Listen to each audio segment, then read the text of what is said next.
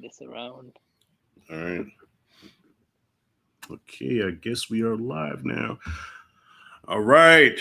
Come on in. Come on in. We going live up in here. We ain't playing no games. We got a lot to discuss. All right. Playing does not exist in this dojo, does it? You know what I'm saying? Fucking around does not. Fucking around does not exist in this dojo, does it? No, sensei. Prepare. Ice. Now, I got my man Mike from the Z Review, got the Cobra Kai shirt on. This is Rashad G with the Eagle Fang Karate shirt on. So we got some stuff to talk about here. We're talking Cobra Kai. We're talking the Karate Kid. We're talking Terry Silver returning to the Karate Kid universe and what that's going to mean for the show. What direction is it going to take the show?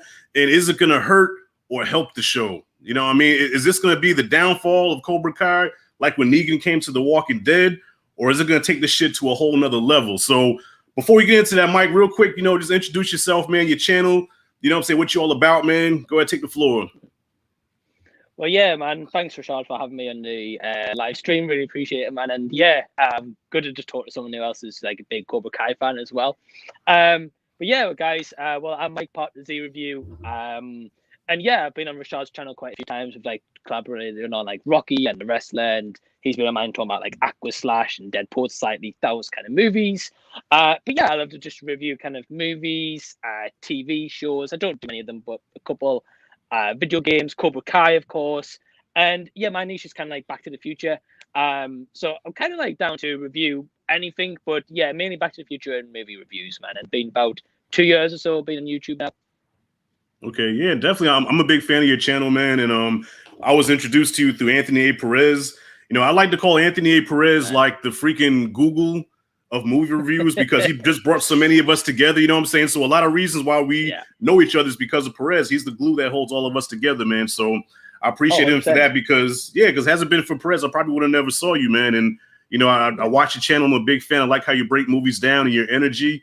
You know what I'm saying? You bring a lot to the table, man. So I'm a big fan of your channel as well. Well, man, likewise. Yeah. I mean, I love if like when you do parodies, for example. I've been watching The Officer Jackson once. They've been awesome. And just how you break down reviews and kind of like just feels like kind of like having a casual chat. So I love it, man. Yeah. And vice versa. Like, if it wasn't because of Perez, I maybe wouldn't have discovered yourself either. So yeah, big up to Perez. Yeah, no doubt. No doubt. All right. So let's get into this. Oh, I got to do that Mr. Miyagi style. Last night you said you watched the Karate Kid 3, right? All right, so give us your little quick review on Karate Kid 3. Yeah, okay. So I'll just take it back very quickly before when I actually first watched Cobra Kai. Because I actually watched Cobra Kai seasons 1 and 2 before I checked out the original Karate Kid movie. Oh, okay. Backwards, I know. But you know that from like the Rocky reviews. I checked out Creed first, then Rocky, Right. But yeah, so kind of watched Cobra Kai, then got into Karate Kid, been watching with my partner Emma, and and obviously you heard about this Terry Silver returning. So yeah, checked out Karate Kid 3 for the first time last night, and yeah, I actually really enjoyed it. I mean, the best part for me was definitely Terry Silver and Kreese's relationship that we kind of get to know more about because, of course, Cobra Kai season 3 it goes a bit more into the backstory about Vietnam, the war, and stuff like that. So yeah, overall enjoyed those two. Terry Silver was just awesome. Like the vicious streak in him, and like kind of like just he has purely like no mercy for anyone apart from Kreese. So yeah, I love that part. For LaRusso and Miyagi's relationship was fantastic. It was kind of more upsetting than the other two Karate Kid movies, I would say. But the side story with the love interest was a bit naff, being honest with you. Yeah. It kind of didn't make any sense and didn't really have like any big payoff, which added to the movie that I felt. Mike Barnes as well, awesome. Definitely felt like he was probably like the biggest like Cobra Kai threat that they've ever had. I mean, Johnny Lawrence is cool. I mean, he's Johnny Lawrence. He's going to be the best. But Mike Barnes and kind of like Terry Silver's relationship in that movie, just the best part of that as well. So yeah, man, overall kind of enjoyed the movie. I definitely rewatch it again. So yeah, kind of like quick breakdown. Enjoyed the movie. Did have some kind of minor flaws, and there was a couple of questions I've still got I don't even know what happened in the movie. So yeah. Right. Well, you know what? I don't know if you noticed this because this came out when I was like 9. This came out summer of '89. It shows my age. And I was already a big Karate Kid fan, from the first 2 movies. And I did really love 3 when I first watched it as a 9-year-old kid. I was like, holy shit, I love this movie. But as I got older, I started noticing this movie is not too good. And another thing I started noticing was Ralph Macchio's acting. I don't know if you can attest to this, but Ralph Macchio's acting was terrible in this movie. It's almost like he was hyperactive. He was always frantic and Mr. Miyagi, what do we do? What do we do? I don't know. Like he was hyper. Like there were times, Mike, where I wanted to be like, yo, Ralph, calm down, bro. Just calm down. You're overdoing it right now, And just to give a little context to the love story, well, what was supposed to be the love story. So in the original script, that was supposed to be his love interest, but the actress, she was 16 at the time, and Ralph Macchio was 27. You know what I mean?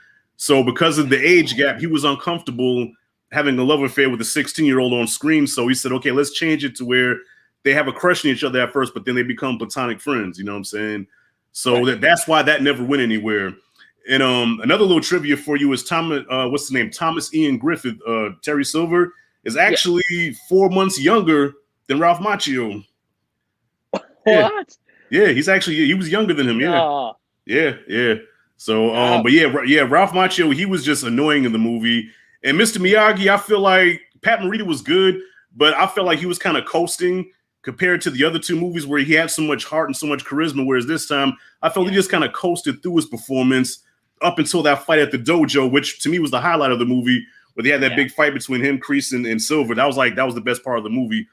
But Terry Silver, I agree, was the best part. But Ralph Macchio, to me, kind of ruined the movie because he was doing too damn much. I mean, am I tripping? Let me know. No, I guess I kind of agree. Now that you mentioned like he's kind of running around a lot, it kind of felt a bit like Michael J. Fox-esque vibe, because a lot of Michael J. Fox movies, kind of besides Back to the Future, he's always running around, like Secret of My Success, he's running around in the office, for example. On The Frighteners, he's running around from the ghosts, but he has that kind of charisma to pull that off.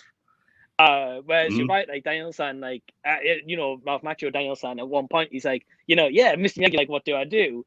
And then he's like, trying to run around, and then he's going back to the Cobra Kai the next moment, and I'm kind of like, I guess with Mr. Miyagi, he kind of felt like relegated, or kind of like just like a side character in number 3, because like there's like what I'd say maybe the second going into the third act, he just totally disbands Miyagi and he goes to Cobra Kai. Right. So I think the acting, I didn't know he's 27. That is nuts.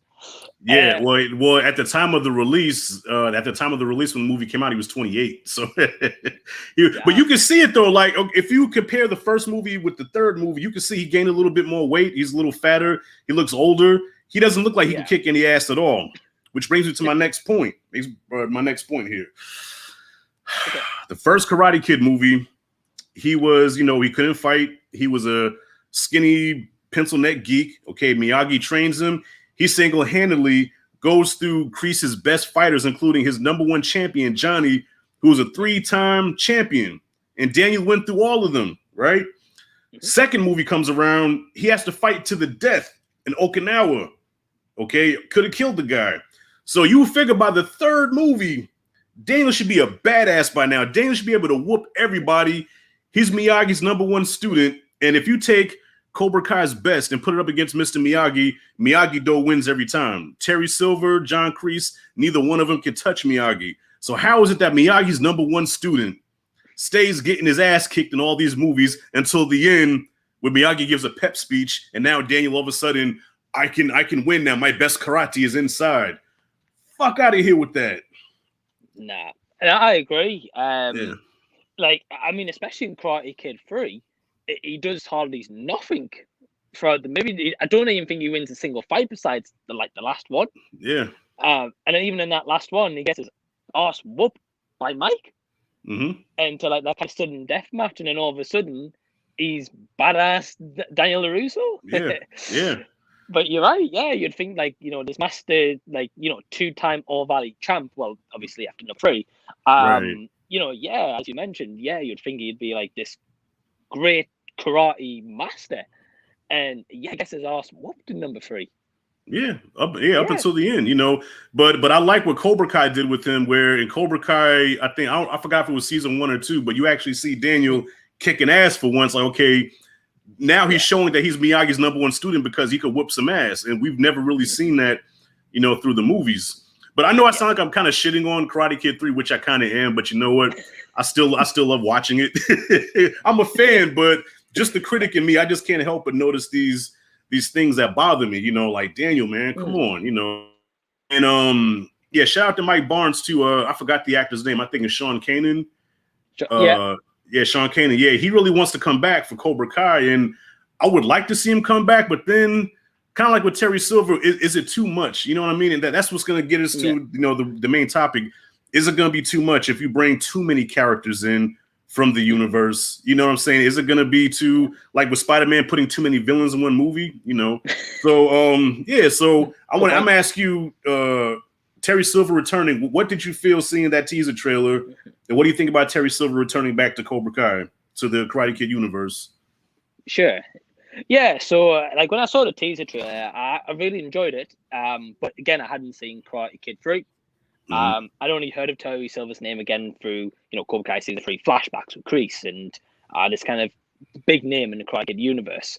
So yes, I rewatched the teaser after I watched Karate Kid 3, and I think it had a lot to the story.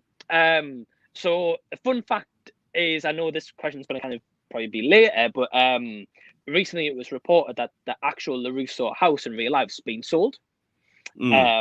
And they used the external of that building for actually shots for the show. Now, now obviously they could still pay like the new owners to be like, look, we want this location for shooting, kind of going forward. But the new owners might say, no, we don't want that. I guess they could kind of recreate in like studios. So to answer the question, if the LaRusso household's not going to be kind of a thing after season 4, does that kind of mean that Cobra Kai will win? Because, Terry Silver's back with Kreese. And if you think about it in this for a second, with Terry Silver in Karate Kid 3, he actually kind of executes a plan that works correctly. So his plan is to get revenge for Kreese on LaRusso and Miyagi. And he actually gets LaRusso away from Miyagi for numerous weeks, I'm assuming, trains him to be Cobra Kai, and then like all along he's kind of like, softening LaRusso up to something that he's not, and then Mike Barnes is training in the meantime. So to carry out that kind of revenge plot, he actually does kind of succeed in it, and he makes his knuckles bleed like Kreese wanted. He kind of tore him down. Yeah. So I think with Kreese, I think kind of like the end of Cobra Kai season 3, he was kind of left defenseless. Because I mean, when LaRusso kind of numbed his limbs like outside of the broken glass window, I mean, he was defenseless. Like LaRusso could have beat him there and then, or put him in the hospital, right? Or Johnny, because like Robbie was down, he was kind of no good at that fight. So I think with Terry Silver, like he's got a lot more different like style of techniques than Kreese does. And especially when he's training again, Daniel and Karate Kid 3, like he's kind of got more extreme measures. So I think if Kreese has got that kind of backing, which he does, I think they could really kind of initiate that training that they did with Daniel, but into Robbie, because he's kind of like a vulnerable character at the moment, and he's fallen under kind of Kreese's wings because he feels like he belongs somewhere. So yeah, I think it can add value. It depends how they approach the subject. Because kind of like, what we saw in season 3 where they brought back like Kimiko or like Chosen, they used that in a good where they didn't oversaturate it, but it kind of gave closure to those characters from Karate Kid 2. Whereas I think with Cobra Kai, it depends how they're going to take, because I've heard apparently they're going to be doing 6 seasons overall. So if we get into season 4, whoever loses this tournament, they're out of the valley. So if Kreese loses, like, I can't imagine the show being called Cobra Kai anymore, because Johnny's not going to take Cobra Kai. He's got Eagle Fang. Okay, so is that confirmed that it's going to be 6 seasons? Well, I've heard it from quite a few sources. Now, that might be wrong. But, I mean, with the show's popularity and Netflix buying it out and probably record views of, like, season 3 on January 1st, and how quick they've shot this already. It's already done. It's a wrapped up. Mhm. It's in post production, so I can't imagine them stopping anytime soon. But yeah, kind of to answer your question, yeah. I'm a bit missed on it. I think they can definitely add value to it, but depends how they kind of approach his return and what impact he has on the students as well. Yeah, no, I agree with that. Yeah, I definitely agree with what you said. You know, Terry Silver is definitely a strategic person. You know, well, both of them came from the Vietnam War, so war strategy is their thing. You know what I mean? But yeah, I think Terry Silver is going to be kind of like the Thanos / Emperor Palpatine of this universe. Which I think I have a funny feeling, bro. You heard it from me first. I have a funny feeling that when Silver comes in, it's going to be all good between him and Kreese because, you know, he's indebted to him forever. As you say, you know, I owe you for life. But the thing about Cobra Kai is you can't show any weakness. You know, weakness has no place in his dojo, you know. So as Kreese is getting older, he's getting weaker. You know, Johnny pretty much defeated him when they fought. So I think Silver's going to start to see chinks in his armor. I think he's going to start seeing weaknesses in Kreese and get Kreese out of there. I don't know if he's going to kill him, but he might banish him. And now play this out. Let's say he banishes Kreese, right? You know, no diss to you. I love you, but this is Cobra Kai. There's no weakness in this dojo. You got to go. Kreese gets banished, and who does he have to go to now? He has nobody else to go to but his number one student, Johnny. You know, so who's to say that Kreese gets banished from Cobra Kai, teams up with Johnny Lawrence, Eagle Fang Karate, but then that'll cause a rift between him and Daniel, and that's where a whole bunch of other drama starts now. Okay. Yeah. I just thought about that just now. Damn it, I'm sober too. Usually I think about shit like that when I'm drunk. But yeah, I could see the benefit of Terry Silver coming back. My fear is that his performance, even though it was the best of Karate Kid 3, but Terry Silver was so over the top. Like he was like a cartoon villain, you know, with that maniacal laugh, like, what? I like that, Johnny. I like that. I'm gonna do that. You know, yeah. It became a little cartoonish. Yeah, it became a little cartoonish. So I don't want him to bring that to the show. Hopefully he dials it down some, be as menacing as ever, but tone down the cartoon villain shit, and it could work. I think it could work. Yeah. You know. Yeah, I agree. I think you'd have to tone it down. I think the performance in number 3 was good for the timepiece. And you know, back in the 80s, you know, like you've been talking about like Dead Heat, obviously review coming soon. Just a little plug. But yeah, like that kind of acting, as you've mentioned, and you've told me personally, you know, that was kind of big for the 80s. And you see that in a lot of 80s movies, whereas nowadays that kind of over the topness doesn't really work well. But yeah, I can kind of see where you're coming from in terms of your theory. Like you could certainly try kick Kreese out, or Kreese could become like his sidekick. You know, like Silver takes over the helm of the dojo. Yeah, I'm intrigued to see how it's going to play. What I hope that they do explore, if they're going to bring Terry Silver back, is what was the aftermath after Karate Kid 3? Because I mean, I'm not sure if you know this, but you know, after Karate Kid 3 ends, it ends with obviously Russo wins, and that's it. Like, you know, was Kreese pissed at Silver because he brought him in to win and he lost with Mike Barnes? Or was it just swept under the rug? What happened to Mike Barnes? Is he forever relegated from Cobra Kai? Was he sent back because he looked like he didn't really have like much of a home? So I hope they kind of explore that backstory a little bit.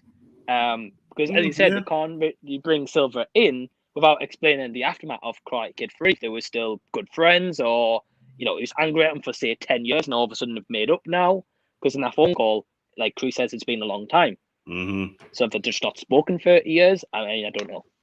Yeah, there was probably a falling out. Real quick, I just want to acknowledge some of the people that came in.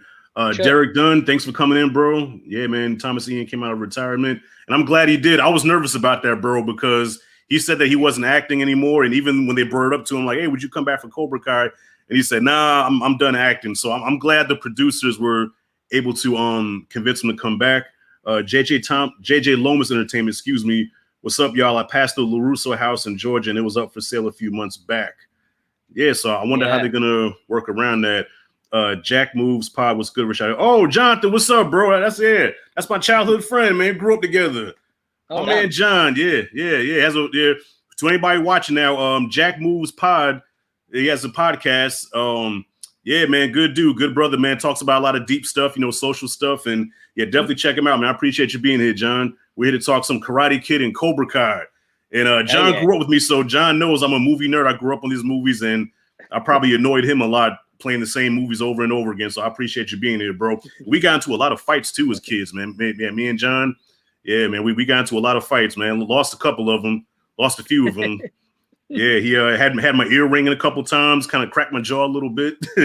Oh, damn. But we were still not. But back then, you could fight your best friend and then be cool right afterwards. Like we would have like the biggest fucking fight, and then 10 minutes later, want to play Nintendo, and it was all good.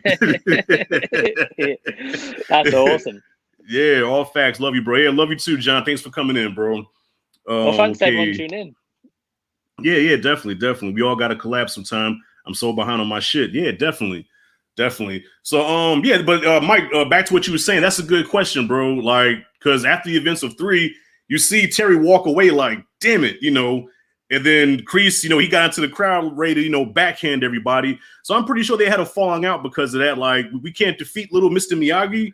Like, damn, he kicked both of our asses physically, and now he beat us in the tournament. Now Cobra Kai's dead again. Damn Miyagi, you know what I mean? But yeah. But for this show though, I mean, I know I said that he needs to tone down the over the topness or whatever, but with a show like this, because Cobra Kai is kind of cheesy, like Cobra Kai does have an 80s kind of cheesy feel to it, but at the same time, it does have good writing where you do kind of take it seriously. So it's going to be a challenge to find that balance of being cheesy and kind of over the top a little bit, but then at the same time be grounded, because even Ralph Macchio in 3, Ralph Macchio was so hyper, but now he's kind of found that balance of being the Daniel LaRusso that we know, and then kind of being grounded, for the show, whatever, you know what I mean? So yeah, it's definitely kind of tamed it down a lot, and he's kind of mellowed out, but he gets hot-headed as well at times. Right.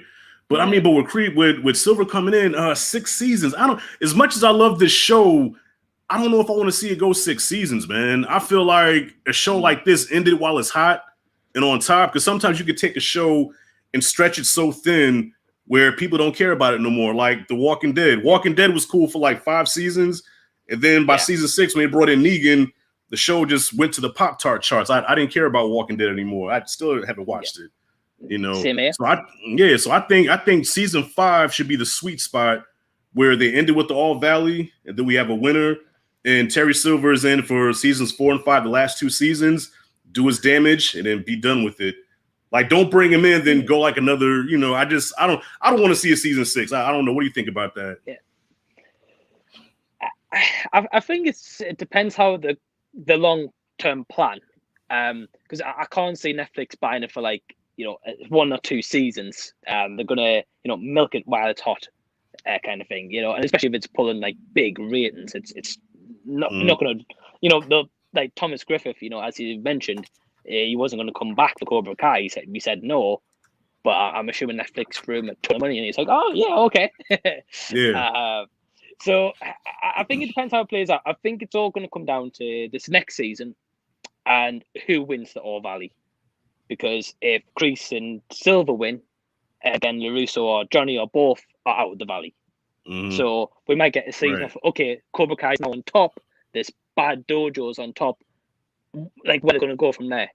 Or how it's going to affect, like, LaRusso or, like, his car dealership. Like, is that going to be in business? Is he going to have to ship it over to, I don't know, Ohio, for example, like a different city? Like, is Johnny going to be able to stay there? Is he going to have to move as well because of, like, I guess it just depends. But yeah, you've got a good point though. Say if Miyagi Fang or Eagle Fang, whatever, whatever you want to call themselves. Miyagi Fang Karate, that's a good one. Okay. Yeah, I like Miyagi Fang actually. It's pretty good. Definitely. Yeah, Cobra Kai definitely can't win too because they won the All Valley in the first season. So this season, there's definitely got to be. Well, if the All Valley does take place this season, they might wait till season 5 to do the All Valley. Possibly, I don't know. But Cobra Kai can't win. What's that? I hope not. I hope they do it in this season coming up. Yeah. But they can't win twice in a row. So with Terry Silver coming, I think it's definitely going to take more of a darker turn also with the show. Yeah. So maybe with Miyagi Fang, with Miyagi Fang winning the All Valley, that's where Terry Silver's quote comes in, where he says extreme circumstances call for extreme measures or whatever. Yeah. And extreme measures call for extreme, however the fuck you said it. So yeah. It's going to take a darker turn because I think Terry's going to really take the show into a darker direction than Kreese ever could. Because Kreese is evil. Don't get me wrong. But I think Terry is just on another level of evil, which I hope they show how he gets there also, because in the flashbacks when they're in Vietnam, Terry was kind of like the timid, scared soldier, and Kreese was always protecting him like a big brother. So I want to see how he transitioned from being this scared, timid soldier to now I'm the ultimate evil, where even Kreese looks at me like, yeah, this is a guy to be respected. Like, I want to see how he got to that point. Because trust me, when he comes into season 4, a lot of shit is going to go down. Oh, definitely. Yeah. So in Karate Kid 3, the point, Silver is rich. Mm-hmm. I mean, as you said, he was kind of like a scared, kind of, hesitant soldier as such in Vietnam. So how did he go from that to maybe say own a business to becoming rich? Firstly, to get that money to, hire Mike Barnes to open 20 Cobra Kai dojos at the end of Karate Kid 3. Oh, that's what his goal was. Mm-hmm. But yeah, I would like to, as your point said, I would like to see how he turned from this wimp to this evil menacing threat. Yeah. But yeah, I definitely think he's more evil than Kreese. Although Kreese is probably like the ultimate kind of bad guy that you actually kind of love as well. Right. Although Silver's awesome, like I definitely think he's like more of the fearsome out of the two, and probably always will be. Mm-hmm. So yeah, I would like to see the backstory of him as well. Okay, let's see. JJ Lomas Entertainment. I'm still curious if Hilary Swank is ever going to come in. No. Hell no. All right. Like the kids go to internationals or something, and that's where they meet her character. No. I'm going to get to that in 1 second. Perez came in. Perez, what's up, fellas? I ain't sticking around to avoid spoilers since I'm asleep on this show still, but stopping by to show some love. All right, Perez, appreciate you, bro. We gave you a shout out in the beginning of the video. Thanks for bringing us movie reviews together, us movie nerds. I appreciate you, bro. But yeah, you're tripping. Get on this show. All right. I don't know what's wrong with you, man. Stop playing. I've told him as well to get on the show. Oh yeah, like listen, I don't know how many times I'd be like, Perez, get on this show. He's like, yeah, well, me and my girl are watching something. Man, forget what you and your girl are watching, man. Put on Cobra Kai right now and stop playing. Hell yeah. Yeah. Back to Hilary Swank. No, Hilary Swank should not be even canon to the Karate Kid universe. Her or Jaden Smith, erase those from canon. No, they don't count. Yeah. All right. I've never seen the next Karate Kid, the Hilary Swank one. Don't watch it. I don't intend to. Nah. I've seen the Jaden Smith one. The best element of that's Jackie Chan. That's about it. Well, yeah. Well, listen, that should have been called the Kung Fu Kid. He was learning Kung Fu. He wasn't learning karate. Yeah. 100%. Yeah. Yeah. And if you compare it side by side with the first movie, they are the exact same movie, except this takes place in Hong Kong. But scene for scene, shot for shot, scenario for scenario, it's the same exact movie, down to Daniel doing the crane kick and Jaden did whatever kick that was that he did. It's the same exact movie. They can kiss my ass. No, I don't want to see Jaden Smith or Hilary Swank return. Keep it LaRusso verse. All right. Yeah. Well, LaRusso Johnny verse. Yeah, I agree. All right. They confirm Jaden's story isn't canon because they referenced Will Smith in the show. Yeah. Well, I guess I shouldn't shit on Jaden too much because his dad did produce Cobra Kai. Yeah. So I guess I'll leave that one alone.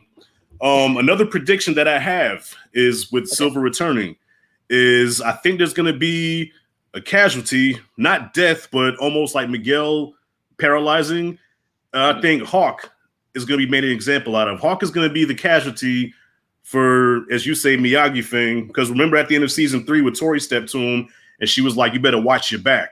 Like you're a traitor. So when she goes back to Kreese and tells Kreese what happened, like Hawk turned on us, Kreese's main priority is going to be, well, we have to get Hawk back, because he was one of us and he betrayed us. So our first priority is fuck up Hawk in so many words, that could be Silver's first task to prove his loyalty to Kreese. Mm-hmm. Yeah. Well, Kreese might carry out the order, but it might fail. But when Terry comes in, Terry says, "Nah, if you want to do it, this is how we do it," and they're gonna really fuck Hawk up. I have a feeling that's what's gonna happen, and I don't want to see it. I love Hawk. You know, I know some people don't too much care for him because I guess he kind of went too far this season when he broke Dimitri's arm. But I felt like that was necessary for his character arc. You know what I'm saying? You know, from being a nerd to this badass to playing somebody that he wasn't. Because Hawk went through a phase where he was trying to be like this super tough guy, but he's not. He's a nerd. He just knows how to fight now, you know. And Robbie even had to bring him down to reality, you know, what the whole situation was, you know, do you want a beer? And Robbie said, no. He said, you're too good for a drink? He's like, I don't have to drink to pretend to be cool. So Hawk is not cool. Hawk is a nerd. And with him now coming to grips with his nerdism and being like, okay, this is me, that's where he's going to get fucked up. And where it goes from there, that's anybody's guess. Man, definitely. I mean, I agree. I think like he had to break Dimitri's arm. And being honest, like that, like kind of arc he had at the end where he kind of turns back to good. I mean, I've watched that clip multiple times and I get goosebumps every time. Right. I love it. I think. Well, actually, one thing I've noticed is in kind of like some like leaked photos of Cobra Kai season 4, at least, or like backstage photos, Hawk dyes his hair. Really? I think he goes kind of like an orange or a purple. So maybe, as you've mentioned, like theory, it's very plausible. If Silver or Kreese does damage to him to make an example of him, his comeback might be a different hair color to represent like a change. Okay. I mean, again, I don't know, but you know, keeping the red for Cobra Kai. Yeah, well, that's the beauty of this with these theories, and the writers are doing such a great job because we have so many theories, and a lot of times, you know, the writers of this show throw us a curveball. We don't see a lot of shit coming. Well, okay, now one thing I did see coming, I think I predicted this a couple of years ago, was that Johnny and Daniel was going to put their differences aside and team up. I did call that. Okay. You know what I'm saying? Yeah. Is it going to last? Probably not. What do you think? Do you think that they're going to be able to coexist with their two different styles of karate? I think there's going to be definitely some arguments and some falling outs. I think they might start like first episode might show them like, you know, getting the grips to each other. Then a couple of episodes in, maybe a couple of odd little tit for tats that kind of thing. And then maybe halfway through the season, Johnny's like, right, I'm going solo. So he starts training the Eagle Fang. And then he, you know, because I don't know if Johnny actually knows a lot about Terry Silver. Has that ever been explained in any Karate Kid or Cobra Kai? No, actually he doesn't. Because remember season 1 where they had the All Valley meeting where he was trying to get Cobra Kai reinstated, and they said, well, you know, Cobra Kai has been what's the word I'm looking for? Help me out, man. My vocabulary is kind of fucked up. they were banned, I think, right? Yeah. Well, yeah. Cobra Kai was disqualified or eliminated from competition from from the All Valley, and it was under the name of Terry Silver. And Johnny was like, "Lady, I have no idea who that is."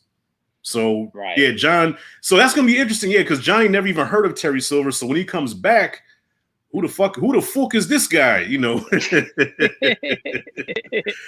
will be interesting. You know, it'd be interesting to see a scene with them together, where Terry steps to him like, "Listen, how can you abandon Kreese? Like, you know, this guy was my best friend. You were his #1 student, and you abandoned him. You know, the Giant's gonna be like, well, look, he choked me out and broke my trophy. Fuck you." And Terry and Johnny have a fight. That would be dope. Mm-hmm. That'd be dope. But at the same time, Terry, I think, is a way better fighter than Kreese is. I mean, even in real life, Thomas Ian Griffin is like, he's legit. He's like a legit Taekwondo guy. So fighting wise, he's better than Kreese. But that'd be interesting with him and Johnny get into a fight. How crazy would that be? Well, yeah, it's good that you mentioned that because I mean, I don't think we need to talk about Kreese's stunt double in season 3. My cousin China, I don't know if you ever seen our video, but my cousin China brings that up, and she's like, that they didn't even try to hide the fact that was a stunt double. It was so obvious. No, that Eden was poor. Yeah. But yeah, I mean, in Karate Kid 3, for example, when Daniel goes into the dojo, there's multiple times that Terry Silver's just warming up, and but even when he's warming up, it looks fast, it looks menacing, it looks like it's gonna hurt you. Right. So yeah, I think it's going to be interesting to kind of answer your question before.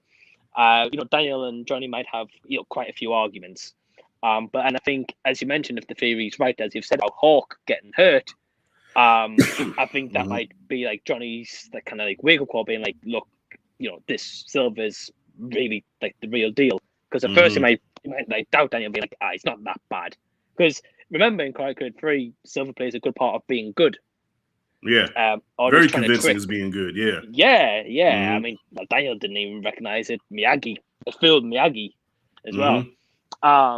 So I think it's going to be interesting. I think they will work together, but I think they're going to have some differences and maybe a slight falling out at some point, and then kind of regroup for the tournament if that's going to be kind of the last 2-3 episodes. Right. Yeah, I think they're definitely going to have to work together though, because I think Silver's going to cause a lot of trouble for them. Oh yeah. Listen, I mean, even talking about this, man, with our theories, if this shit actually comes to fruition, holy shit! Damn, it's like you heard it here first. Yeah, you heard it here first. Yeah, so Daniel and Johnny start out first episode. They're together, they're working together, but they find out that they're different. They fall out. They don't fuck with each other no more. Hawk gets hurt because Silver comes, and now they have to really work together. But at the same time, Kreese gets banished by Terry Silver for being weak and old, and he can no longer lead Cobra Kai. So Johnny takes him in, and now that'll be interesting to see how Johnny and Kreese can now coexist with Daniel, because Daniel definitely ain't fucking with Kreese. You know what I mean? Damn, something went down my throat, man. Hold on. Are you okay? Like a piece of hair or something went down my throat. Jeez. Yeah. How crazy would that be? Yeah. So, like you said, the tournament comes. Daniel, Kreese, and Johnny working together to take down Terry Silver and the Cobra Kai. And who's to say Terry Silver doesn't bring in like Mike Barnes or somebody to be the sensei, because Kreese is now too old. Holy shit. That could be a good write-off for Kreese. Yeah. Yeah, I mean, I don't know if they're going to keep Kreese on. Again, if they do 6 seasons, for example, I don't know if they would keep Kreese that long, because you've got Terry Silver, you've got Mike Barnes to explore. And Mike Barnes is going to want revenge. Yeah. Because I don't know if Silver could contact with him completely. Again, we don't know. Yeah, I think it's going to all come down to the tournament and how that's going to go. But also the theory I've got is if Daniel and Johnny are coexisting, or they're falling out, whatever they're going to do. Now, at the end of season 3, Daniel uses that move on Kreese to like numb his limbs. Yeah. Now, I'm assuming at some point in the season, Kreese is going to learn how to do that. Okay. So if he learns how to do that, and with Terry Silver's extreme measures of how he trains the students, is there maybe a move that Kreese has taught Johnny in the past to use, but Johnny's never used it? Right. To be like, right, this is a trick in Cobra Kai's book, because he's got that Cobra Kai experience to bring to Miyagi-Do. Not to say that he will do it, but maybe in like the extreme circumstance or in the final fight, with Silver's teachings, because I'm assuming it's going to be Tori or Robbie in the final fight, against one of Miyagi Fang's students. Miyagi Fangs, yeah. Well, what JJ Lomas just said, do you think they'll change the name to Miyagi Kai since our boys are teaching together? No, because it sounds too much like Cobra Kai. Miyagi Fang sounds actually a lot more badass. I like Miyagi Fang. Yeah. Mike, to piggyback off of that, there's also a theory that Kreese and Terry Silver's master, because remember he said the name of his master in 3, I think it's Kim Sung Young or some shit like that. It was some Korean. Yeah, their karate originated in Korea, but there's a theory that Sato, Miyagi's homie, because Sato used to train the military and soldiers and stuff. So there's a theory that Cobra Kai originated from Sato. Sato taught somebody that somebody taught Cobra Kai. And that's how Miyagi, I guess, was so familiar with that fighting style. And he was able to to counter it so easily. Yeah, That's a theory. I don't know how true it is. I might be a little far-fetched, but that'll be interesting if Cobra Kai's origins come from Sato and Miyagi-Do. Just a more aggressive version of it. That would be cool. And plus, Miyagi's not around this time, so he took them out so easily, as you mentioned, in Karate Kid 3. Whereas Daniel's not learned as much moves as he probably should have from Miyagi's arsenal, because, I mean, he whooped them in Karate Kid 3. So I think in this one, Silver's going to bring out moves that they don't even know of. Well, which now brings me to another question, because I think Chozen is way more advanced than Daniel, even though he taught Daniel pretty much majority of Miyagi-Do that Daniel didn't know. But I think Chozen is the Miyagi to the Cobra Kai, where if you bring Chozen into the picture, Chozen will take them all out easily, because he's that badass now. Yeah. So I wonder if they're gonna bring him back for season 4. You think Chozen? No, probably not. Yeah. I mean, they might do. Don't get me wrong. I think kind of like how they went out with that on season 3. Because I mean, in my kind of like little spoiler of season 4 that I've predicted. I mean, I don't know if it's going to come true. I talked in that video. It's like 2 minutes long. But I talked in that video about when Chozen gave Daniel like a scroll, when they kind of departed ways, like in halfway in season 3. Now that scroll might have been that Numen movement that Daniel learned, and maybe Cobra Kai might, for example, they might steal that to learn how to do that move. However, it could be a scroll that's given from Chozen because it's from the Miyagi history. Maybe it's a scroll he's given to Daniel, but it's like a secret move, kind of only to like an emergencies kind of thing. Or Daniel might because I mean, in every season we kind of see Daniel at some point losing hope, or he's trying to reach out to Miyagi's memories to kind of revitalize. Maybe that scroll might be a secret move to take out an opponent completely. It could be. I mean, because as far as we know with Miyagi-Do, okay, you have the crane kick, and then you have the drum technique, which was in 2. Then you have kata, and then the kick that Robbie did in season 1, which he said was the last thing that Miyagi taught him before he died, was that double leg kick where you're standing on one hand, and which he said is the most powerful kick in Miyagi-Do. And then of course the paralysis thing, which Miyagi didn't even teach Daniel.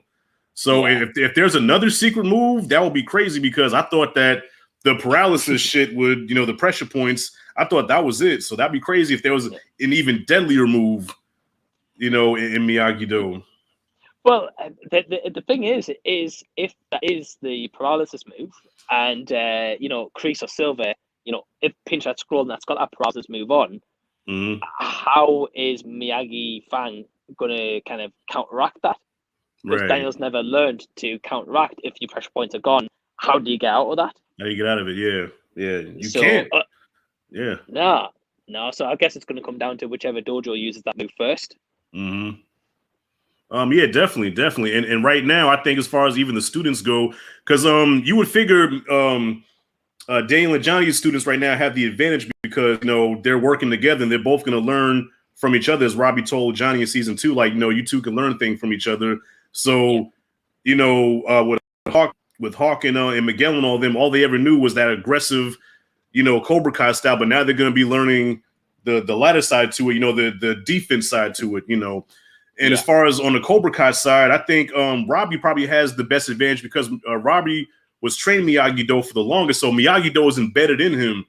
But now he's going to be learning the Cobra Kai way, which is going to make him even more dangerous, So I'm kind of nervous. I mean, every time him and Miguel fight, I always root for Miguel because Robbie, personally, I don't care for the kid. I'm sorry. I don't fuck with Robbie. But I'm nervous now, them two fighting again, because now Robbie being in a Cobra Kai, I think Robbie would probably fuck Miguel up right about now. Yeah, I absolutely agree. Like he's got the experience out of any of them.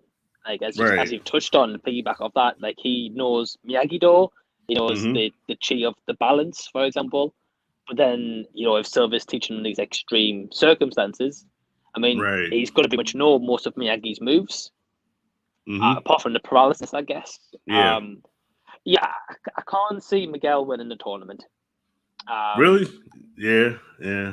I would love him to win. Don't get me wrong; it'd be like an Okay. ultimate comeback story from like his comatose state to win the All Mm. Valley. I mean, personally, I've now this is just a theory for myself.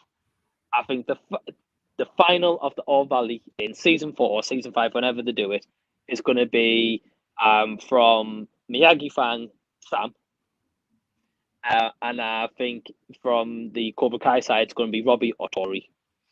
Mm. It depends if they want to do woman on woman or woman v man as something different. But I think with all these Karate Kid movies so far, they've done the boys. There's never been kind of like many girls entering the tournament. So I think they're going to do kind of like, plus we've got like the story of like Sam Tori going into the back of it, Mm. where at the end of season 3, Tori's like, look, this isn't over, bitch. Yeah. She tells Sam like, look, it's not over. So they've got that kind of match ready, unless that's semi-final, like Sam and Tori. Sam wins, but then she's against Robbie. I don't know. Okay. I don't think it's going to be.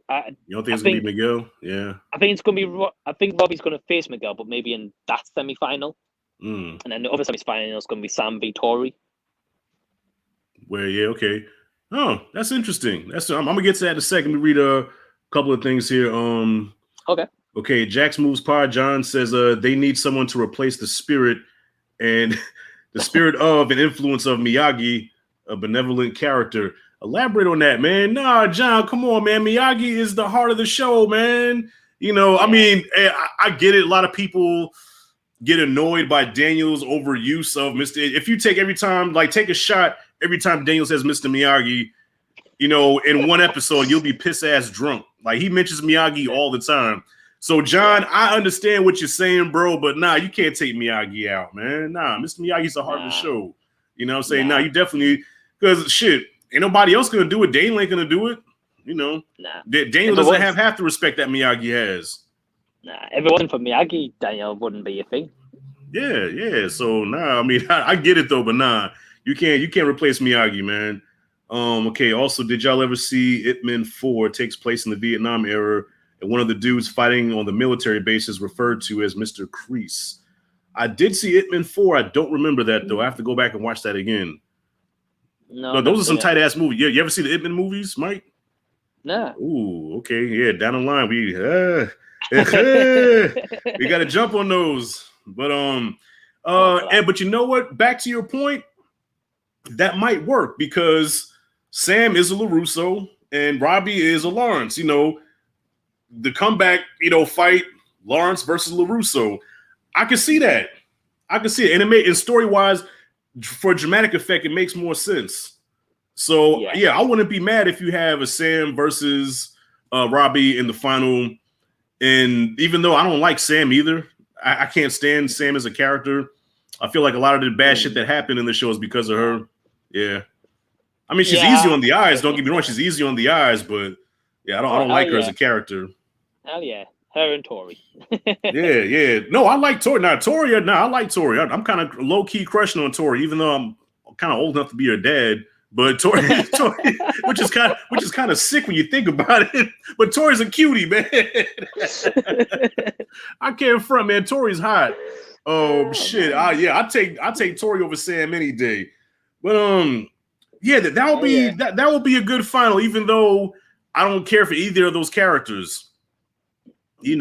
But then who's to say? I mean, okay, do you feel like there's a chance that Robbie could probably pull an Anakin Skywalker where he gets so evil and then turns back to the good side again because it just goes too far because of what Daniel taught him, that Miyagi-Do is in him. So, there is good in him, even though he's doing evil shit, but eventually he gets to the point where it's like, nah, man, this shit ain't right. I can't, I can't do this anymore. So, but if that's the case, then you can't have a final with Sam and Robbie then because Robbie be good now. That wouldn't make sense. But at the same time, if that was like the Anakin Skywalker move, would it not take Sam to convince him to like what he's doing? Because, for example, if we had, say, Robbie and Sam in the final, Robbie's coming in, he knows all these extreme measures and extreme tactics by, Silver and Kreese. Yeah. And he's, for example, say if they've stole the scroll, which has the paralyzing technique. What if he has all this evil and Silver doesn't like the match to be over straight away, which in Karate Kid 3 likes the point to be 0 and like utter, pain. Yeah. Now the pain begins, Danny boy. Yeah. Yeah. So what if him and Sam's in the final? Just as a theory, them two in the final, he uses that paralysis move eventually on Sam, so she's useless, and then might have, as you mentioned, that Anakin Skywalker moment, be like crap, like what am I doing?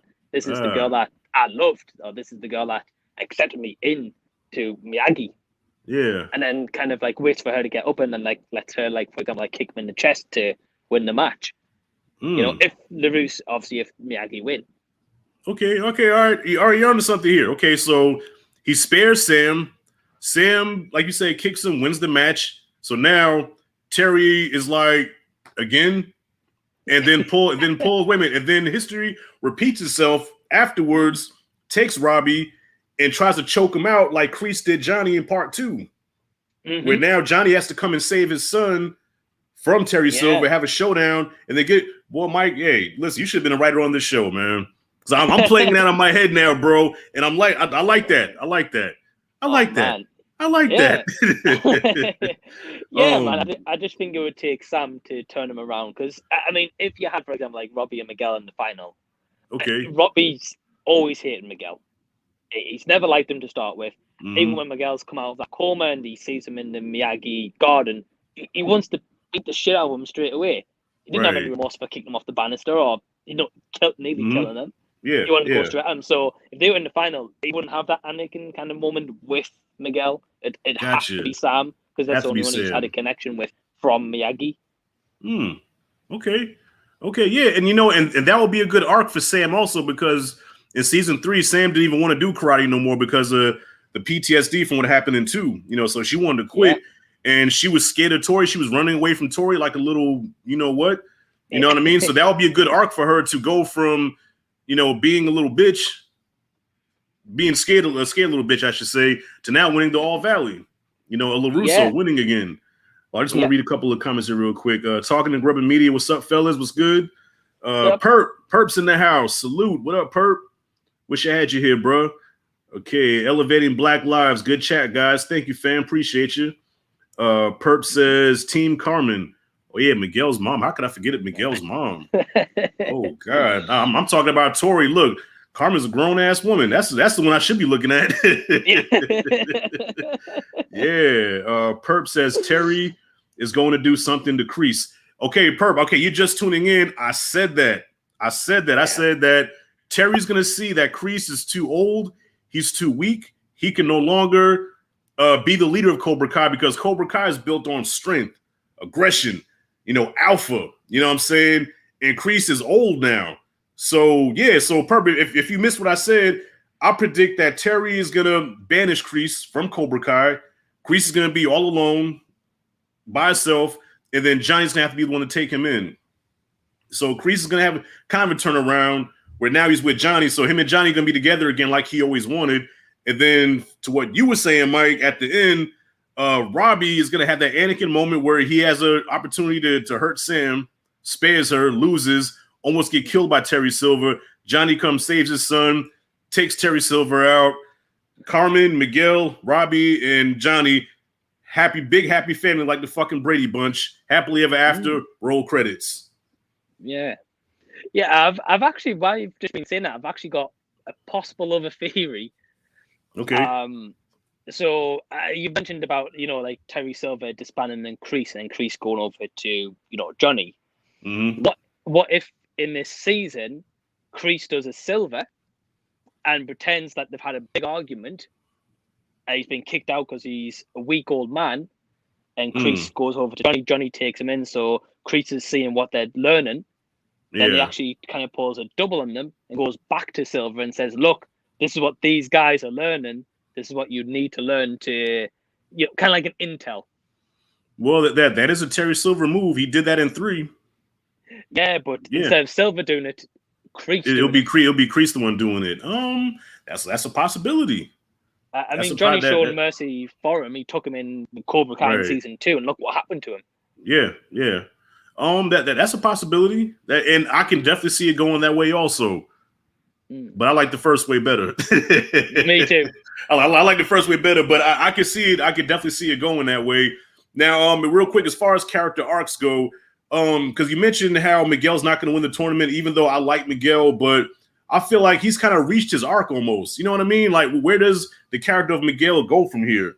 You know, because nerd picked on, joins Cobra Kai. Johnny, teaches him the way of the fist. He wins the tournament, but he sees that, damn, I kind of went dark here. Let me pull back some. Shows mercy, gets his back broken, comes back, and now he's found that perfect balance of, that Miyagi, not Miyagi-Do, but you know what I'm saying, like that, showed a little mercy, but at the same time still being a badass when he fought your boy Kyler, and now he's back with Johnny. They have their own thing. So where does his character go from here? What characters do you see that, have arcs, and which characters do you think, like, okay, they really have no more arc left? There's nothing else they can do with them. Like, what's your thoughts on that? Yeah, I think Miguel's got a little bit to go. Just simply because in that final fight in the house in season 3, I mean, for most of that fight, he gets his ass whooped. Yeah. Like it seems as if like the moves he already knew were hopeless. Right. Like, they weren't going to go very far until he did that final move, which knocked Kyler out. So I think Miguel's got a little bit of ways to go in terms of like getting back into it. And I think if he goes in the All Valley tournament, which I think is inevitable, I think for him, his arc will be kind of complete, just knowing that he can actually do karate properly again and have a match and win a couple of matches. Because I wonder, actually, here's another kind of fortress to throw in before I answer the arc question. Okay. In Karate Kid 3, LaRusso mentions that the reigning champion only has to fight the final match. Now, if that rule still applies, that means Miguel's automatically in the final. Well, I'm going to tell you something about that. The reason why they did that for the movie is because Ralph Macchio was out of shape. They couldn't film it. I don't think they had the budget to film a montage.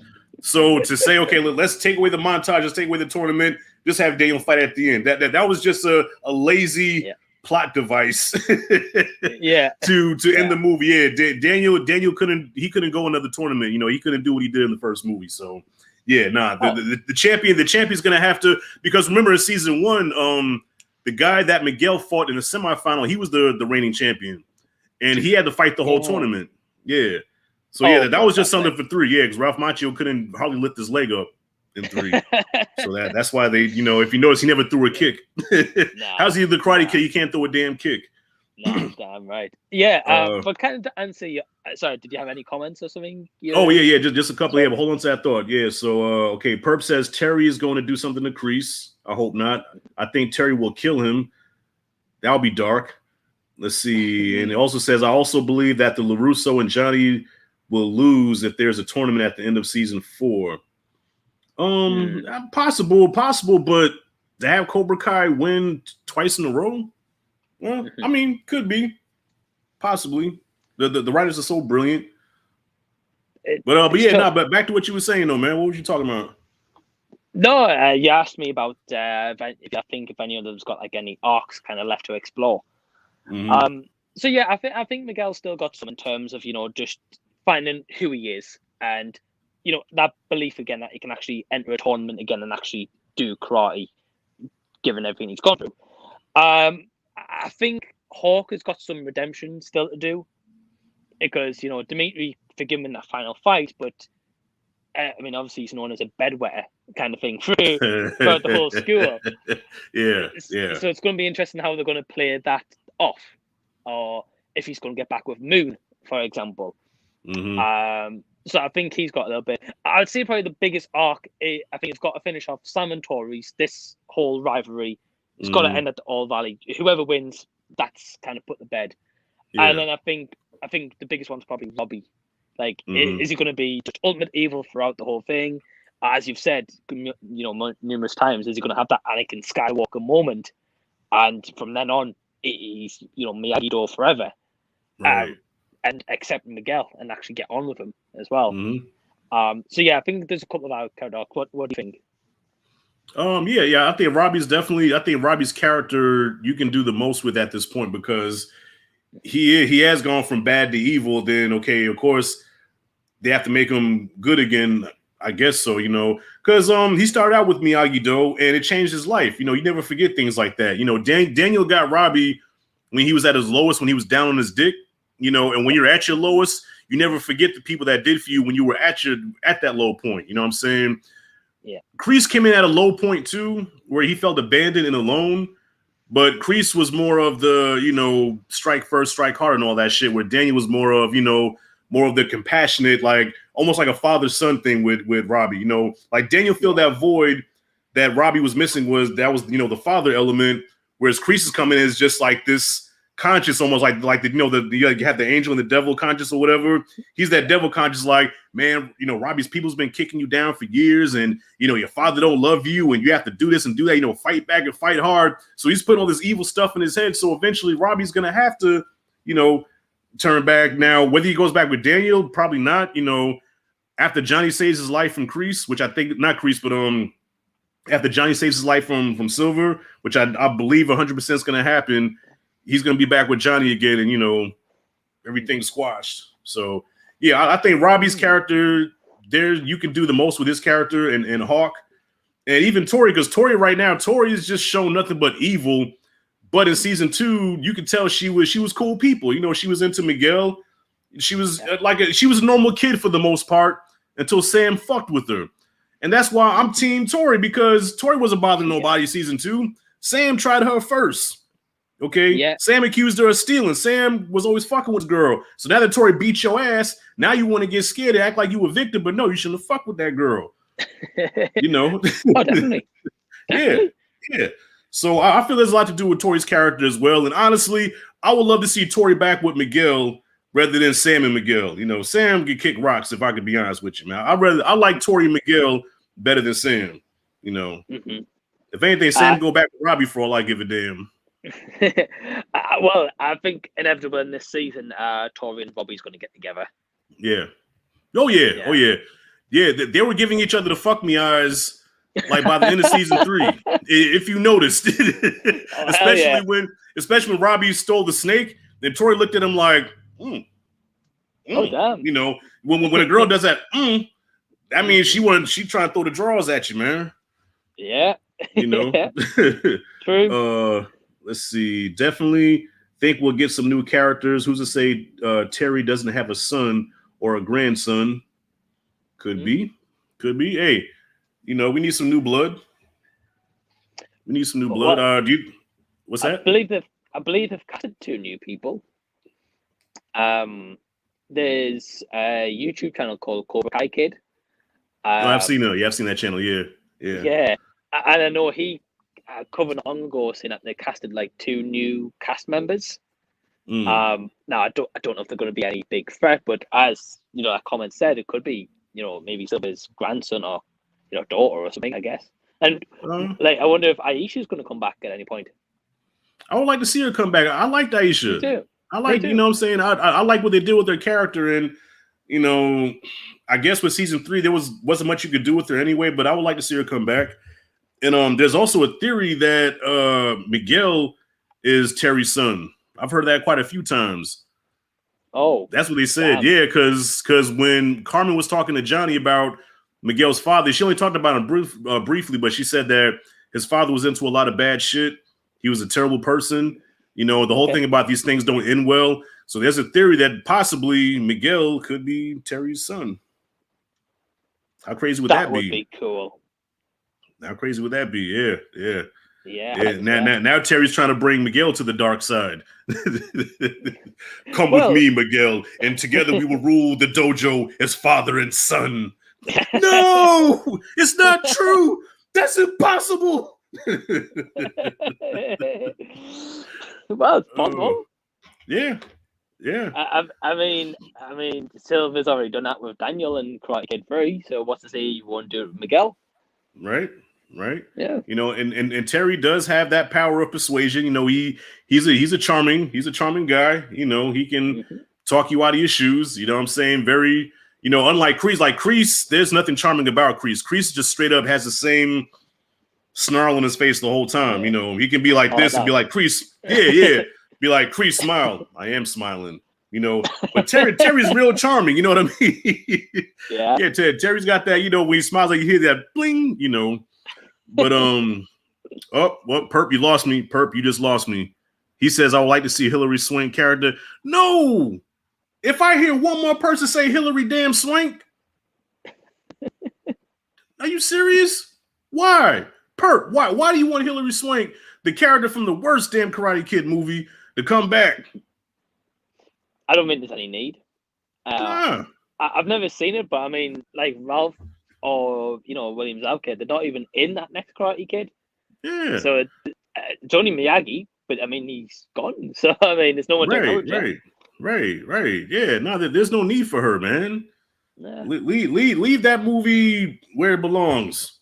And so in the bottom pile of somebody's DVD collection, collecting dust. Leave that movie be. Fuck that movie. In the Walmart DVD bin. In the Walmart DVD, yeah, like get 4 for like $1 or some shit like that, man. Nah, don't ever bring her name up again. Get my pressure all up. Well, Mike, I ain't gonna keep you much longer, man. We've been here for about an hour now, man. So let's see. Craig Mack, I have a feeling Dutch may make a return and team up with Bobby, Jimmy, along with I was gonna say Jimmy's dead, but that's Tommy that's dead. Never mind. Along with Johnny and Daniel and battle Terry, Kreese, Mike Barnes in an epic finale. No. What you think about that, Mike? Yeah, Dutch, because Chad McQueen, who played Dutch, said he wasn't acting anymore because they reached out for him for season 2 to come back, with the Cobra Kai reunion, and he said he didn't want to do it. He's not acting anymore. But Dutch, at the time, when Karate Kid first came out, Dutch was the most popular Cobra Kai character, not Johnny, believe it or not. Yeah. Oh, okay. Dutch at one time, Dutch was the most popular Cobra Kai character over Johnny because Dutch was he was a badass, That would be crazy. Yeah, have Dutch, Jimmy, Bobby, and Johnny team up to take on Kreese and Mike Barnes and Terry. That'd be dope. And Mike Barnes' friend, is it Snake or Snake? Something? Yeah, Snake and the other guy, Dennis. Well, actually, Daniel did beat Dennis in Karate Kid 3. He's like the only guy that he could beat was that Dennis guy. And I think Snake, did Daniel ever fight Snake? I forgot. I don't think probably so. not. Yeah. I remember. Yeah, that would be dope though, man. That'd be dope. I mean, take Kreese out of the equation because Kreese can't really move no more. It's gonna be a stunt double again. So yeah, true. Yeah, that would be fire. Yeah, dude, if they could bring Dutch back, that would be dope. That would be dope, man. Like I remember being a kid and my cousins and I, we would all watch, the Karate Kid tournament, and we would all pick the character we wanted to be, and everybody wanted to be Dutch. Nobody really wanted to be Johnny for some reason. Johnny didn't get popular until a little while later, but back then it was all about Dutch. Yeah. So I hope they do bring him back, man. The Dutch was badass. Well, they brought back everyone so far from the Karate Kid universe. Mm-hmm. Like even Elizabeth Shue, I didn't even think she was ever going to come back. Oh yeah, Allie. Yeah. They said there's a possibility she might come back for this season 4.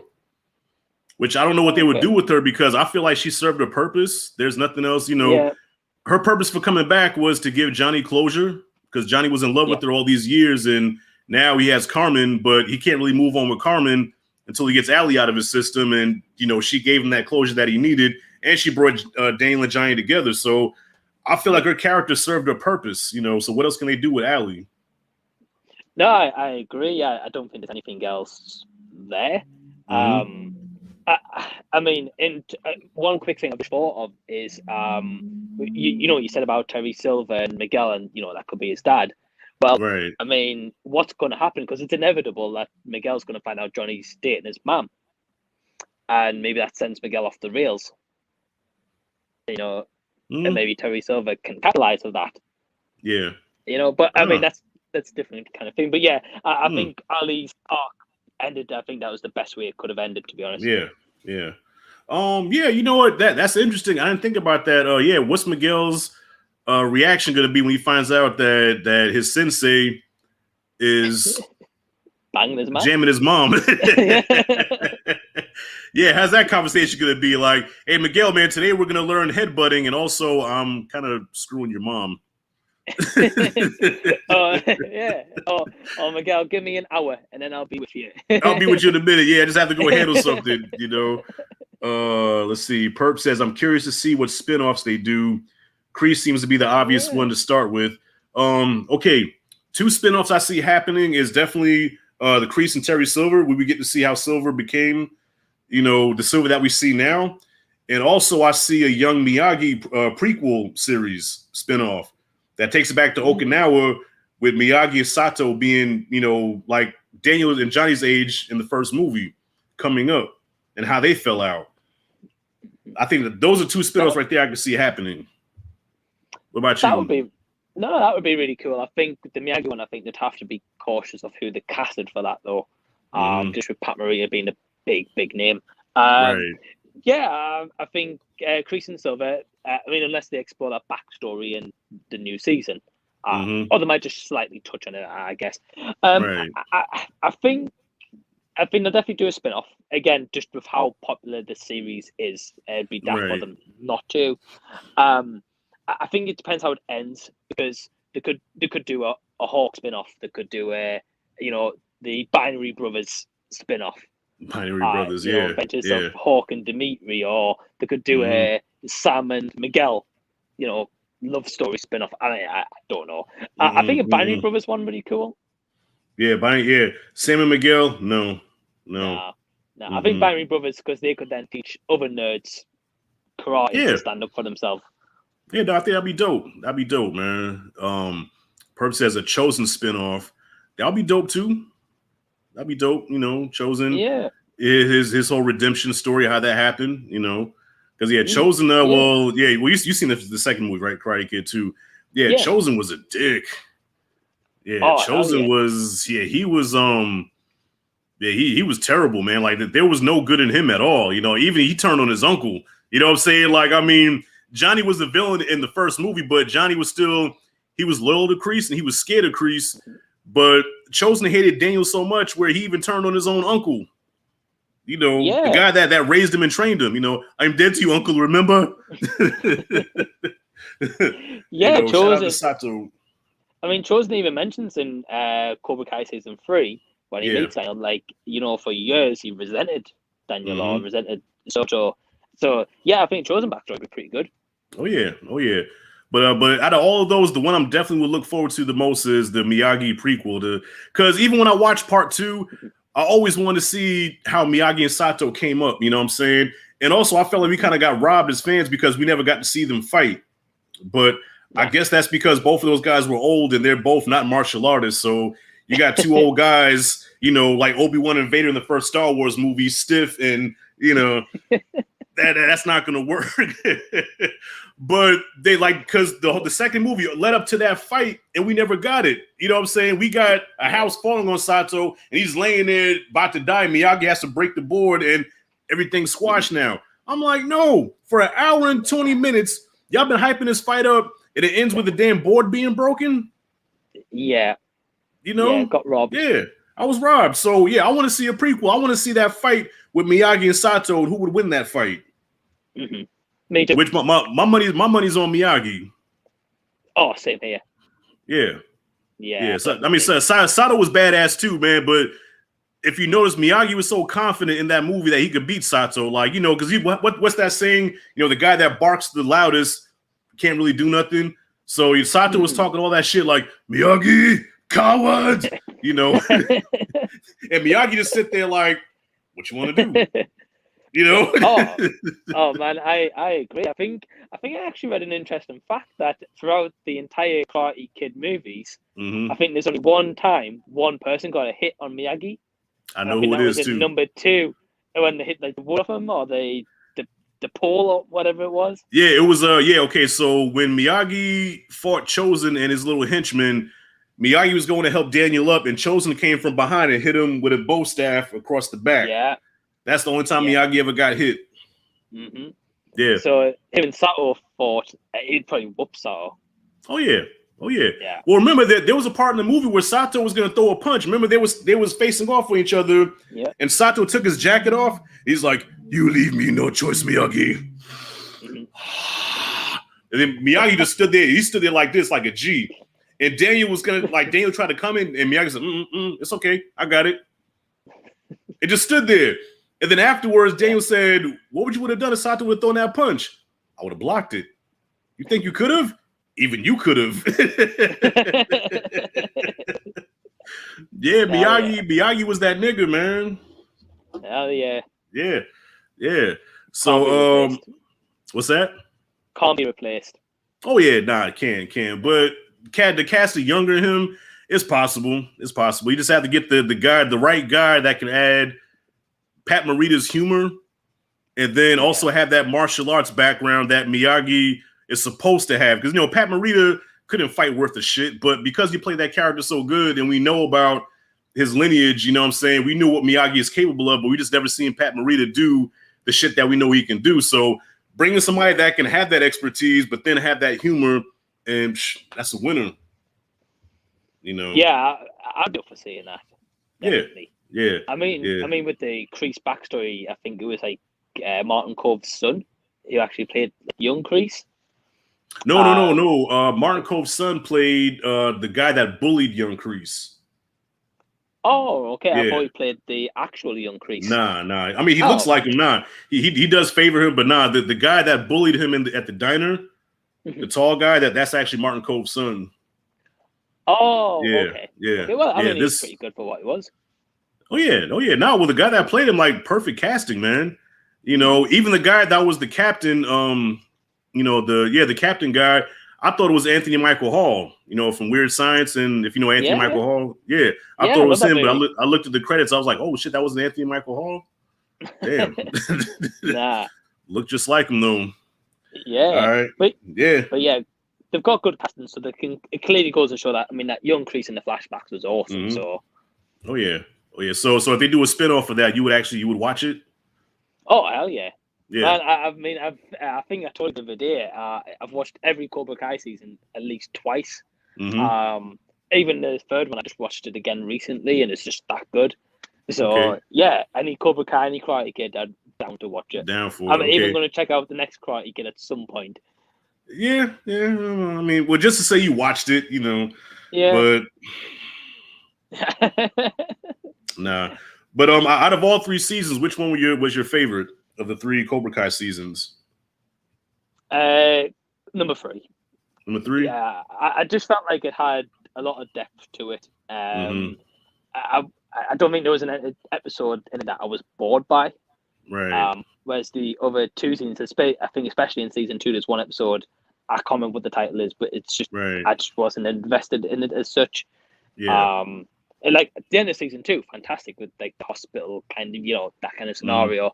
And season 1 was great with the build up into the Valley. But season 3, I just felt like throughout it, like the Okinawa wrapped up Karate Kid Part 2. It just answered quite a lot of questions, but also just like kind of like the last fight was good apart from the Kreese stun double, which is right. But it gave us stakes as into the next season. Right, whichever dojo loses, they're gone from the Valley. So it leaves it in the big like climax that I'm pumped for season 4, man. I honestly can't wait. Right.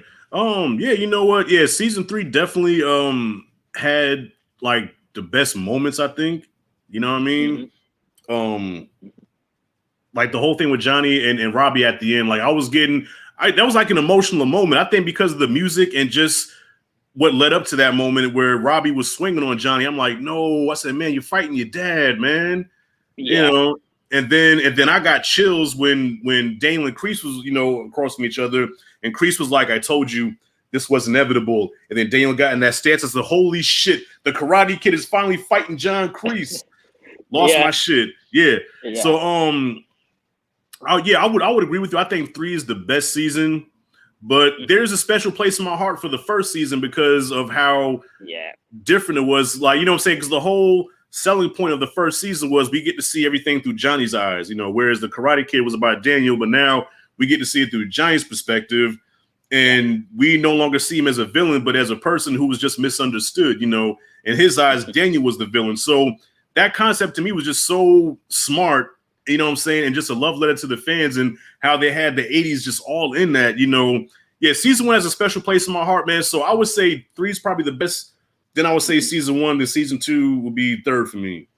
I agree. Yeah. Yeah, definitely. Yeah. The one part I liked about season 2, although I do agree with your list, my favorite part of season 2 was when Sam comes to Johnny's drunk, like Robbie takes to Johnny's drunk, and then when Daniel like kicks off, and he's like, right, I found my iPhone, I'm going to Johnny's. Then they have that kind of fight in the sitting room and they break the TV on the wall. Right. We finally got to see Daniel and Johnny go at it because So if you really think about it, there's no way that Johnny should be able to hang with Daniel on a fighting level. You know what I mean? Yeah, but for the sake of the show, I guess they got to do that, though. Yeah, definitely Daniel's accomplished a lot more. I guess the only thing Johnny's done since that kind of Karate Kid movies is help Miguel win the tournament. Right. But that's kind of about it. Yeah. Yeah, his shit. He never evolved as a fighter. He stayed at the same level of fighting as when he was 18. You know what I'm saying? And Daniel just had such. He had one-on-one training with the best fucking fighter, from Okinawa. So Daniel should be able to break Johnny's arm with just one little, twist. But I get it, But maybe if Daniel had, because see, Miyagi-Do was all about defense and not being aggressive. So maybe if Daniel had Cobra Kai's aggressiveness, maybe he could beat Johnny easily. He's more on the defense side. Because remember when he was fighting Kreese, him and Kreese was fighting. Kreese was like, you can't keep this defense only shit forever. So he probably could have disposed of Kreese pretty easily, but it's embedded in him to fight defensively and not aggressively. Yeah. Which might change in season 4. That's one thing you might learn from Johnny in season 4 is being more aggressive, and that'll probably make him more badass. Yeah, I definitely think, like as we've said, like with them two possibly having like arguments early in season 4, like Johnny's probably gonna get frustrated because he's like, "What's this defense crap?" Which he's said before. Right. Like he's used to like no mercy, strike first. So yeah, I think they're gonna learn from each other, like defense side and then the attack side. Like, right. He's gonna give him Cobra Kai tips and Miyagi tips, vice versa. Yeah. So who do you think? Okay, so with that being said, we're gonna wrap this up in a second. But who do you think is more dangerous? Who do you think is more dangerous?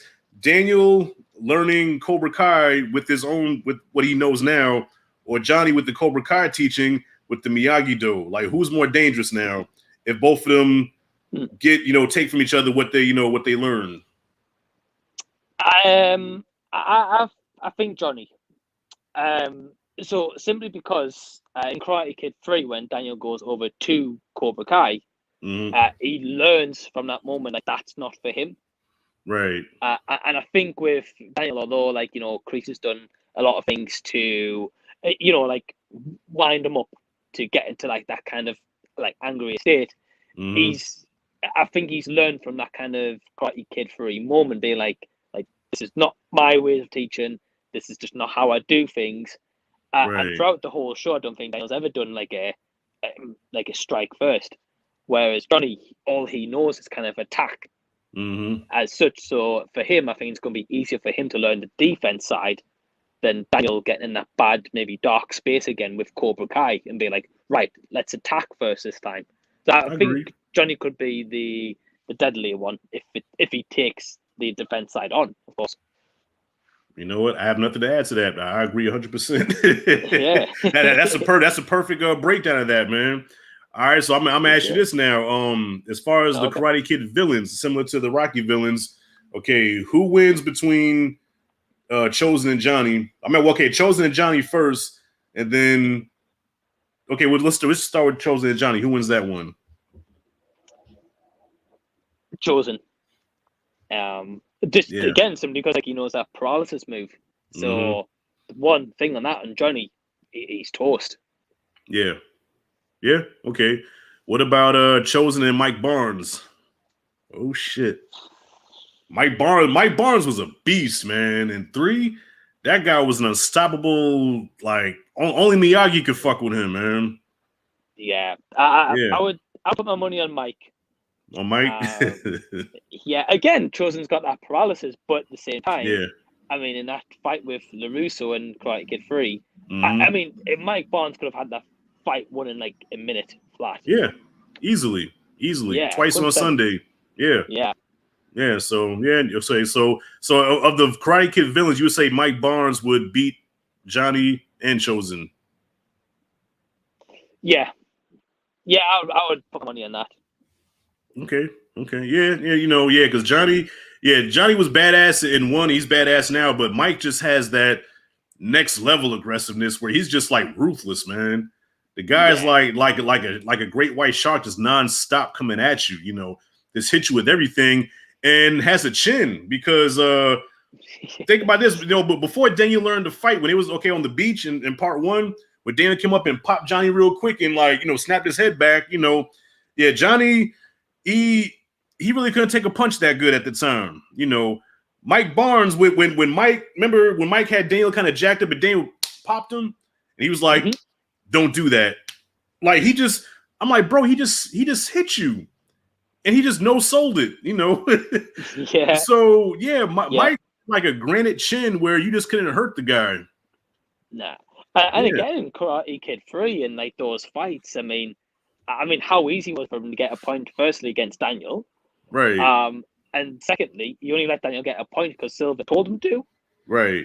And at the end, I know Daniel was doing like all this, like, that's kind of movements to throw him off. Yeah. But at that point, I mean, Mike was probably messed up because Silver was like, oh, yeah, get a point, then lose a point, then get one, then lose it. And he's probably thinking like, what am I doing? What do you want from me? Right, right. But yeah, I think, if he ever came back, he's going to have that ruthlessness. He's probably not going to listen to Silver's direction. He's just going to do his own kind of thing. So yeah, I think you'd have Chosen and Johnny. Yeah, Chosen and Johnny. Okay, definitely. All right. Well, so to sum it up, All Valley happens. It's going to be, so your prediction is Sam and Robbie in the final. Yeah, and I think if they're going to do 6 seasons, and because they've sold the Cobra Kai house, LaRusso house in real life, I think Cobra Kai is going to win, and then we're going to have some kind of arc about what Daniel's going to do with his car dealership if it goes bust. I mean, we still need to know about the bonsai tree shop from Karate Kid 3. Does that still exist? Yeah. Or one thing about this too, if Cobra Kai does win and they have to leave or whatever, Daniel has to move, how about Amanda? Like, Amanda's probably not going to take too kindly to that. Like, we have to pack up and leave our lives because of some stupid karate, Yeah. So there could be a possibility. There could be a little rift in their marriage where she could possibly leave Daniel. Well, I mean, I believe it's season 2.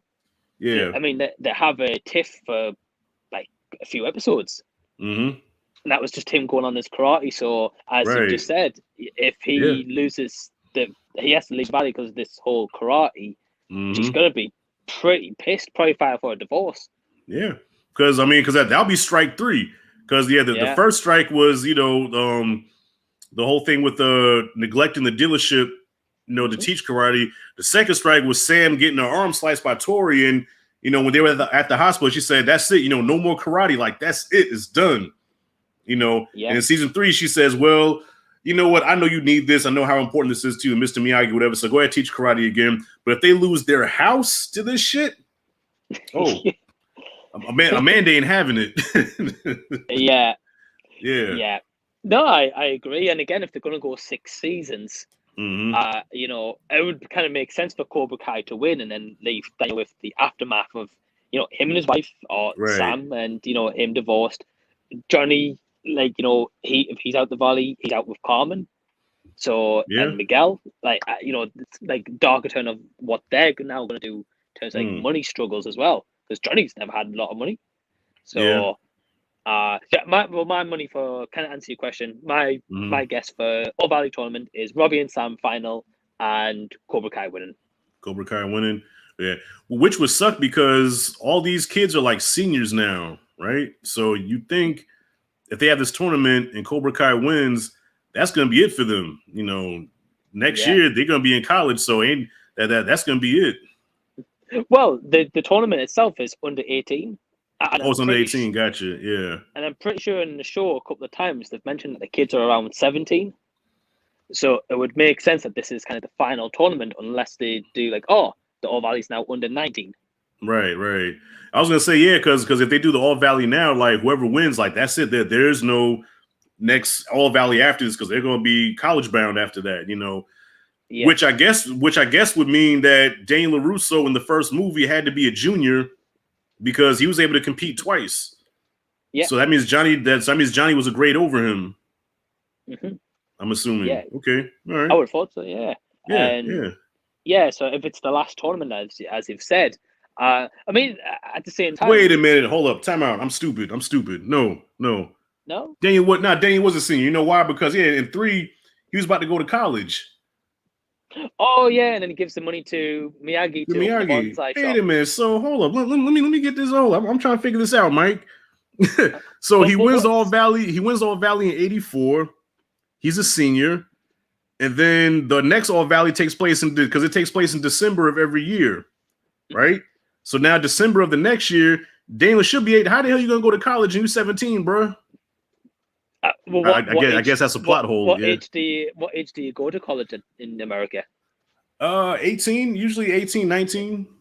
Yeah. Oh, okay. It says, yes, 17. What is it over there? It's usually about 18, 19. Yeah, 18, 19. Yeah. So Daniel must have graduated early or something. Maybe he was 17 when I don't know, man. Like, yeah, that's a good damn question. I don't know. Well, it could be just a plot hole. Yeah. I guess at the same time, it depends if Terry Silver ever opened up those 20 Cobra Kais throughout the world or country. It's never explored, but I mean, what's your guess? What do you think? Who do you think is going to win All Valley? Well, I like your theory about Robbie and Sam, and then Robbie sparing her and Sam winning the tournament. I can see it going that way. Personally, me speaking, I'm speaking from a biased standpoint. I want to see Miguel win. So I like out of all the kids, I like Miguel the most, and I love Miguel and Johnny together. And Miguel winning that tournament, Johnny would be just elated. You know what I mean? So I would love for Miguel to win, but on the realistic tip, I can see Robbie winning the tournament. Yeah, I can see Robbie winning. Yeah. Yeah, because for example, if he wins the tournament as well, he might have that kind of moment of realization, being like shit, my dad's leaving the valley, like LaRusso's leaving the valley, like he's maybe caused a divorce with the marriage. So he then kind of gets that, as you mentioned, like eventually to turn him good, get him on, be like, right, well, how am I going to fix this? Yeah. So I think he's kind of a shoe into it. I believe. Yeah, and he's probably the best fighter out of all the kids. I think even in real life, he's I forgot what belt he is, but he is in the Taekwondo, so he's a trained fighter. You know what I'm saying? So he's got the most fighting experience out of all the kids, like for real. And also, I forgot to mention the kid, the bully that was in season 3, the black kid, the black one that was bullying Robbie at the juvenile center. Yeah. I think he's gonna be in season 4. He's gonna play like a big part in season 4, like an enforcer, because he was a big dude, man. He's a big kid, Yeah, and Kyler, I could also see Kyler getting revenge on Hawk for what he did to Fat Boy. That too. Yeah, well, I mean that would make sense because I mean on Miyagi's side you've got Sam, Miguel, Hawk, Dimitri. They're kind of like the core 4, whereas in Cobra Kai you've got Robbie, Tori, and Kyler. So if you get that guy from the prison, that would be kind of 4 opponents for each. Yeah, definitely. Yeah, I definitely see it going that route, man. And damn, Hawk, I see it coming, man. I keep thinking about Hawk. Yeah, I think Hawk he's not going to get killed, but he's going to get mangled pretty fucking bad. Yeah. I think so. Yeah. I think so. Damn, Hawk. A couple of yo, Q's in the house. What up, bro? Yo, Q, what's up? Cool to the fullest. What's good, everyone? What's good? Yeah. Y'all came in kind of late, man. We about to wrap this up. We've been on for like an hour and a half. I know it's getting late over there where you at, Mike. So, man, I thank you so much for joining me in this conversation because I got nobody else really to talk to about this. So having a stream like this, bro, and getting all this out, excuse my French, man, but it's like taking a shit. I feel so relieved now getting this all out. Yeah, me too, man. Me too. Yeah. Like yourself, like I don't know anyone else who's like as big on Cobra Kai like I am. Right. So, but honestly, been a blast, and thank you so much for even having me. Yeah, definitely, definitely. So, real quick before we sign off, man, to the people that's watching, let them know once again, your channel and what you have coming up, and anything else you want to add about the show and any theories or anything. Sure, yeah, man. Well, yeah. So my channel Z Review. Yeah. So kind of coming up. I'm hoping to get a couple of Back to the Fans episodes coming out. Where pretty much I just talk to fellow Back to the Future fans. They show off their collections and find out why they love like the trilogy as well. I hope to have Rashad on a couple of reviews coming up. Recently teamed up with Rashad on like my channel when we did like terrible movie club. So it's series I do every Monday. Get a fellow YouTuber talk about a terrible movie. Yeah, kind of besides that, I haven't got too much. I'm kind of playing around, being honest with you. So I've never actually told anyone this yet. Okay. But I'm kind of playing around of trying to make maybe like a short horror film for the channel. Now I don't want to say too much in case it doesn't come to fruition. But I've got a good idea in mind. And I'm hoping to kind of bring that to the channel very shortly. So yeah, I guess keep an eye out. Okay, good stuff, man. Good stuff. Yeah, keep me posted on that, bro. Yeah, Will yeah. do. Good luck on that. Yeah. All right. Q says I love the show. You guys know more than I do, no doubt. Well, Q, since you're on here, bro. Yeah, since I got you on, I want to let you know. I inboxed you this before. Me and Mike are reviewing Dead Heat, and I reached out to you, so I'm looking for your portion soon. All right. I know you're a horror buff. Yeah, Q is really into the horror movies, man. He's a big time horror buff, man. So got to have you on Dead Heat, man. So yeah. Put in empty your schedule out, man. Put in about 5 or 6 minutes of your time and shoot me that video, man. I know you're gonna bring some heat with that shit. All right, that Dead Heat. You hear me, Q? You hear me talking to you? All right, you love okay. Would then send me your damn portion, then, boy. Let me stop. Let me stop. Oh yeah, so Mike, yeah, thank you once again for coming on, man.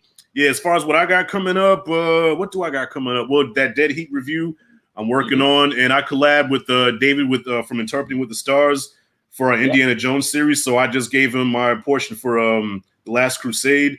So he's gonna be dropping that next week, and then I'm collabing with Perez for Finding Dory. All right, and awesome. That's about it so far. There's nothing else really coming out this week, that I don't give a fuck about, All right, so we about to end the stream. Mike, thanks again for being on, bro. Fear does not exist in this dojo, does it? No, Sensei. Man, say that shit. Say it with your chest. No, Sensei. Thank you. All right, we out. Thanks, man. All right.